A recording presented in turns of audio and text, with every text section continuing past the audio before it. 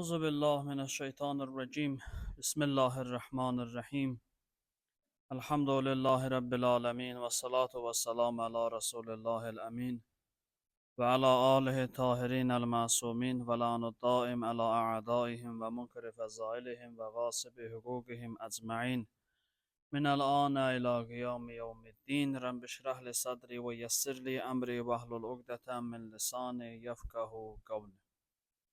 Əyyam-ı Fatimiyədir. Xanım Fatimə Zəhra salamullahi əleyhanın şəhadət günləridir. Allah inşallah hər birimizi Peyğəmbər Əhl-i-Beytinin mərifətin dərk eləməyi nəsib eləsin.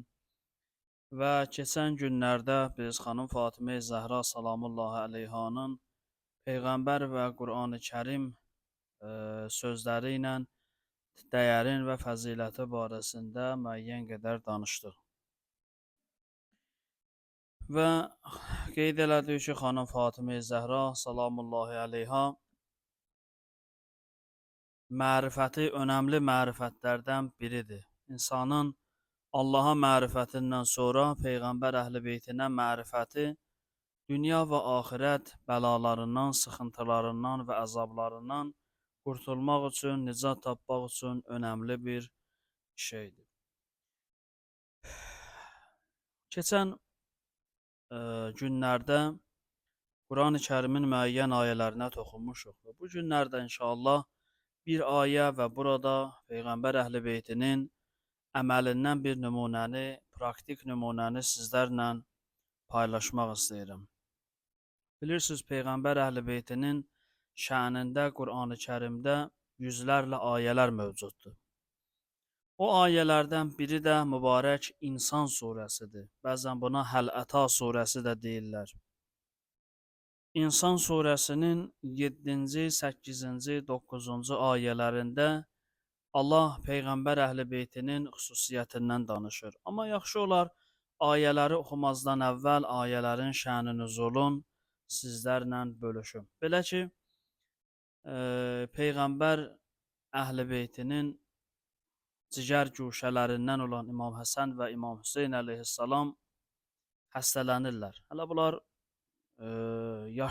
az yaşlı olurlar. Bunlar xəstələnirlər. Bunu görən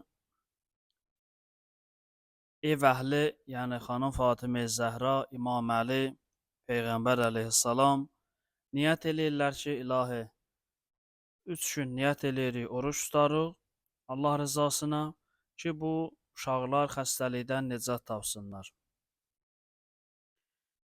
Hala Nəzr Quran-ı Kərimdə müzakirə olunan mövzulardan biridir. Nəzr barədə Quran-ı Kərimdə müxtəlif ayələr var.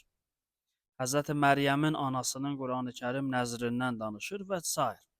Nəzr barədə biz ətraflı danışmışıq və kanalda bu barədə söhbətimiz var. Nəzrin Allah üçün önəmli hissəsi insanın ixlasıdır. Bəzən biz elə başa düşürük ki, nəzir yalnız pulla olmalıdır və yaxud da insan qurban heyvan boyun almalıdır ki, mənim filan işim olsun, bir qurban kəsərəm. Bəli, bunlar öz yerində, hərəsinin öz yeri var, gözəldir. Lakin bunu unutmaq olmaz ki, Allah üçün önəmli olan insanın və yaxud insanların niyyətidir. Quran-ı Kərimdə ayə buyurur ki, o dönəmdə müşrik ərəblər gətirirdilər, qurbanları kəsirdilər və qanın yaxırdılar Kəbə evinin divarlarına. Ayə nazil oldu ki, Allaha heyvanların nə əti, nə qanı çatar. Allaha çatan sizin təqvanızdır, sizin nə qədər onun əmrlərinə itaət eləməyinizdir. Ona görə qurban kəsmək önəmlidir, amma bunu unutmaq olmaz ki, bundan önəmli insanın niyyətidir. Nə üçün eləməsidir. Bəzən biz problemlərimizin böyüklüyünə görə nəzrimizin məbləği də artır. Məsələn, bir yüngül problem olanda 1 manat nəzr eləyir, məsələn. Biraz böyük olur 10 manat, biraz böyük olur, məsələn, bir qoyun nəzr eləyir. Məsələn, ölüm dirim söhbəti olur, deyir ki, bir dənə öküz kəsərəm, Allah yolunda nəzr eləyərəm, ehsan verərəm falan. Yəni, iş böyüdükcə bizim nəzirlərimizin kəmiyyəti də böyüyür. Amma Allah nəzərində isə bunlar dediyim kimi önəmlidir, amma onlardan mühüm insanın niyyətidir, insanın xalis niyyətli olmasıdır. Ola bilər bir insan pulu yoxdur, amma niyyət eləyir ki, ilahi sənə xatir dəstəmaz alaram, filan hacətim rəva olsun, reallaşsın və o dəstəmazı alar, niyyəti qəbul olar. Yəni önəmli olan niyyətdir deyə bir insan dəstəmaz alar, bir adam qüsl alar, bir adam qoyun kəsər, bir adam öküz kəsər. Yəni əgər niyyət xalis olarsa, niyyət səmimi olarsa, o zaman bunların arasında fərq yoxdur. Yox, əgər niyyət qarışıqlığı olarsa ki, mən öküz kəsim, hacətim olsun, nəzr eləyirəm, ehtiyaclı adamlara verərəm, eyni zamanda da özümü göstərim ki, qoy desinlər, bu, məsələn, qoyun kəsmədi, öküz kəsdi, dəvə kəsdi. Bu nəzrin Allah yanında dəyəri yoxdur. Xanım Fatimə Zəhra və Peyğəmbər ailəsi nəzr eləyirlər, ilahi, filan hacətimiz olsun, 3 gün oruç tutarıq. Ona görə tövsiyə olunur ki, mühüm sıxıntılar zamanı, mühüm çətinliklər zamanında insan niyyət eləyə bilər ki, ilahi, mənə bu sıxıntılardan nicat ver, sənə xatir 3 gün oruç tutaram. Həm də oruç tutaram insanın özü ilə bərabər digər xüsusiyyətləri də insana bəxş eləyir Allah tərəfindən. Necə? Çünki bir insanın oruç tutması üçün onun bədəni sağlam olmalıdır. Onun belə deyək, başqa problemləri olmamalıdır. İlahi, məni oruç tutmağa müvəffəq elə, elə dolayısıyla ilahi məni həm də salamat elə deməkdir. Bu anlamada gəlir.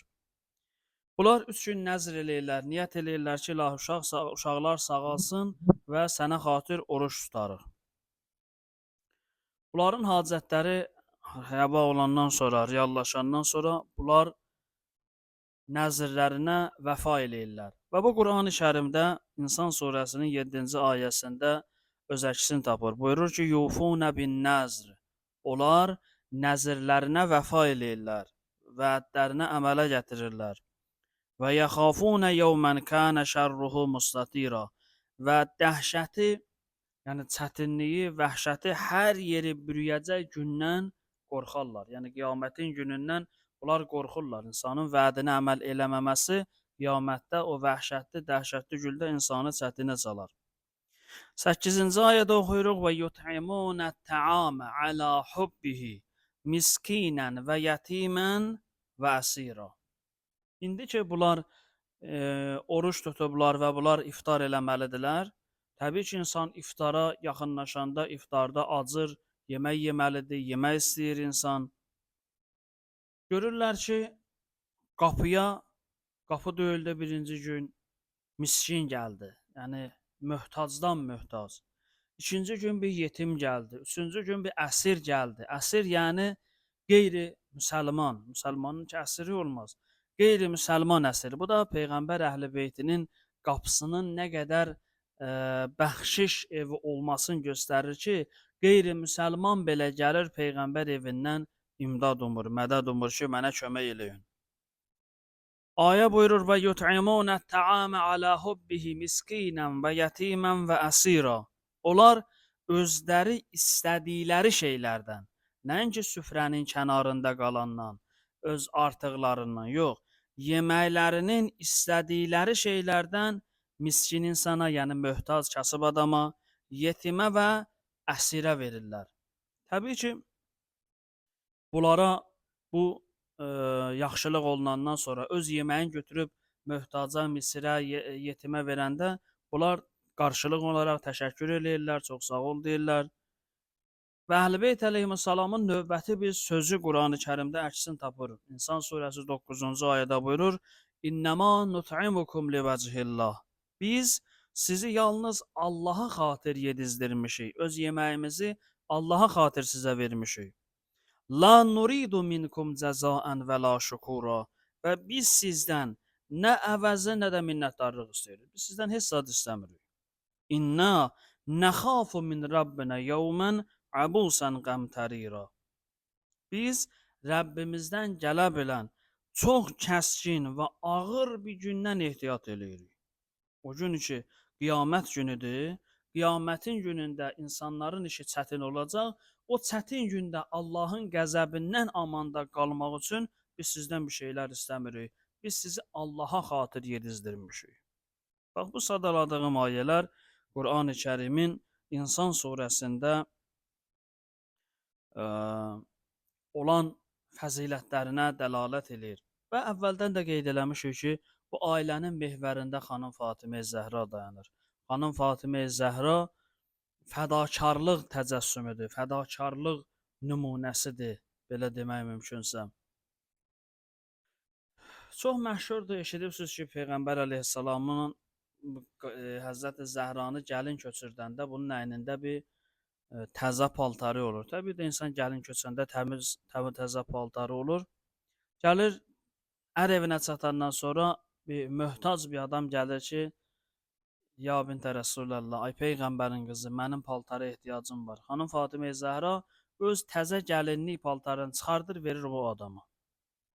Səhərisi birisi günü nə vaxtı Peyğəmbər gəlir, deyir ki, qızım, sənin təzə paltarın, deyir ki, bunu Allaha xatir bir ehtiyaclı adama verdim.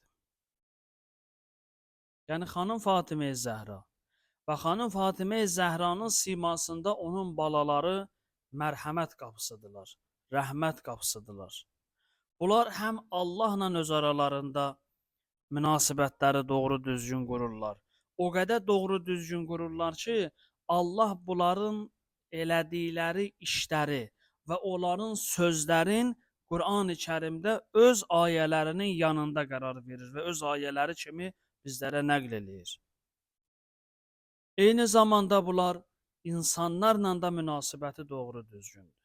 Görürsünüz, bax, belə deyək də, riyazi bir təsəvvür eləsək, bir düzbucaqlı təsəvvür eləsək, bunun bir yuxarı qalxanı Allahla münasibətdir, bunun oxun digər tərəfi isə insanlarla münasibətdir. Bu, Peyğəmbər Əhl-i Beytinin, xanım Fatimə Zəhranın və xanım Fatimə Zəhranın simasında onların yolun gedən insanların xüsusiyyətləridir ki, bu Əyyam-ı Fatimiyyədə məndən sizə yadigar qalsın. Və bir də sonda yığcam eləyirəm, ola bilsin ki, sözün əvvəlində dedim, qarışıqlığa düşər. Əməli praktik tövsiyələrdən biri budur ki, Peyğəmbər Əhl-i Beytinin mühüm hacətlərimiz olan zaman 3 gün oruç tutarıqsa əgər, Allah bizim də, sizin də müşküllərimizi inşallah asan eləyər. Allah hər Muhammed ali Muhammed ehtiramına sizdə bizdə hər birimizin bütün dinləyicilərin qəlblərinin hacətini rəva eləsin inşallah. Allahümme salli ala Muhammed və ali Muhammed. Bismillahirrahmanirrahim. İnna a'teynâkel kevsar və salli li rabbike venher. İnne şâniyeke huvel ebter. Sadakallahul aliyyul azim.